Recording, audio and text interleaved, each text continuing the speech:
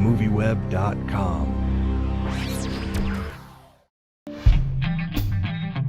Hello.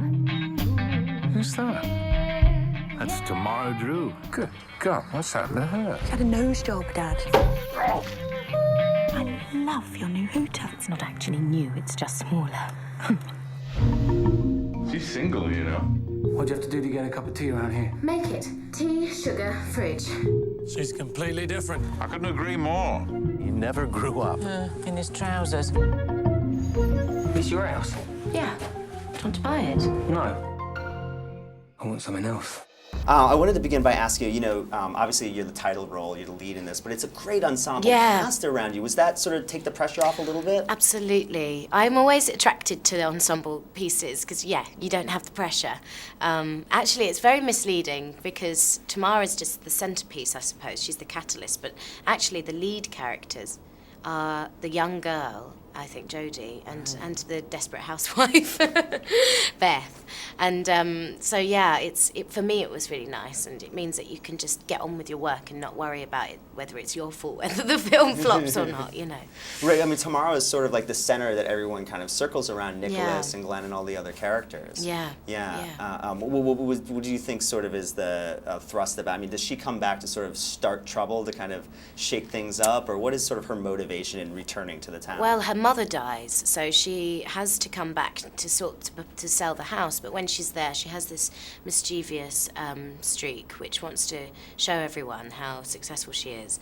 Her ultimate motivation is to be cherished, to be utterly cherished, and to be successful.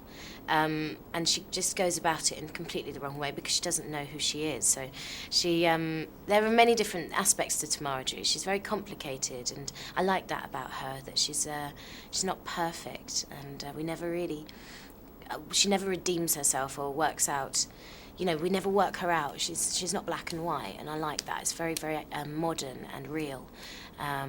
When I first read it, I thought, at last, there's an actual, real depiction of a woman in a film that's not sugar-coated. I like that about her. And can you talk a little bit about the relationship with Andy? Because there's a past there that sort of leads to other things. Yeah, so Andy is the farmer, the kind of... there are three archetypal men in this film. There's the supporter, the provider, that's Andy. There's the father figure, and that's Nicholas. And then there's the lover, and that's Ben. And so with Andy, she had sort of a relationship with him when she was a teenager, and it ended badly, and then she comes back to kind of show him that she's this, and she doesn't want him, but actually ends up with him at the end because he's the only one that has got any patience with her anymore.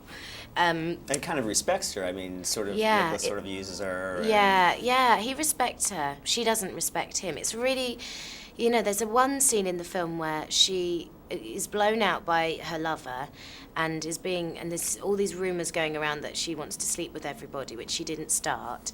And she goes to Andy, the guy that she knows is in love with her, and she catches him kissing another woman. She's heartbroken, not because she loves him, but because she knows that nobody loves her. And I thought that was really interesting, that she just needs adoration all the time.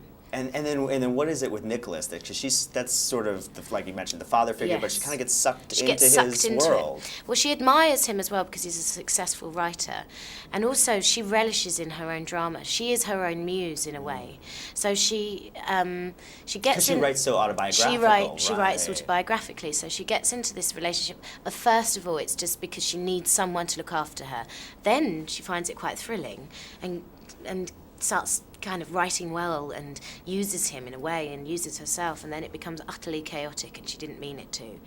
So I thought that was a really interesting thing as well, is that she dramatises her own life in order to write. And I do, knowing a few writers, I do know people that do that, and it's interesting. They use themselves as the muse.